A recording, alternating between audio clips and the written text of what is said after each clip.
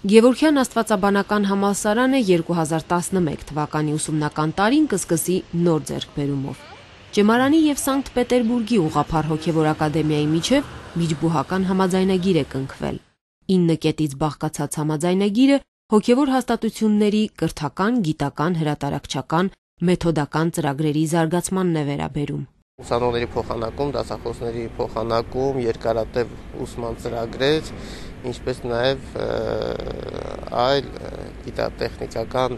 մեթոդների ներդրում, փոխանակում, մի խոսքով մեծ հեռանկար է բացվելու դրանով։ Պետերբուրգի հոգևոր ակադեմիայի հետ բարեկամությունը նոր չէ։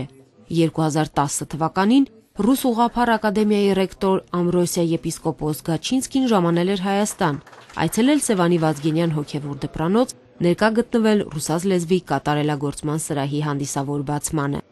Երկու եկեղեցիների հարաբերությունների սերտացմանը մեծապես նպաստում է Նոր Նախիջևանի և Ռուսաստանի թեմը, գլխավորությամբ Տեր Եզրած եպիսկոպոս Ներսիսյանի։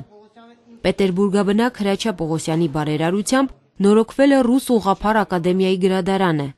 Սեպտեմբերի 25-ին Մայրաթոր Սուրբ Էջմիածնից ժամանած հյուրերի ներկայությամբ Պետերբուրգում կկատարվի գրադարանի բացումը։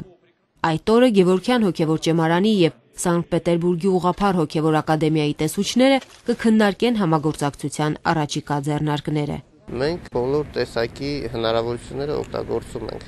կապեր ստեղծելու և մեր տված կրթությունը ավելի ամբողջացնելու, ժամանակին համընթաց գնալու։ Մոտ ապագայում միջբուհական համագործակցության համաձայնագրեր կկնքվեն նաև Անգլիայի, Դանիայի, Իտալիայի հոգևոր հաստատությունների հետ։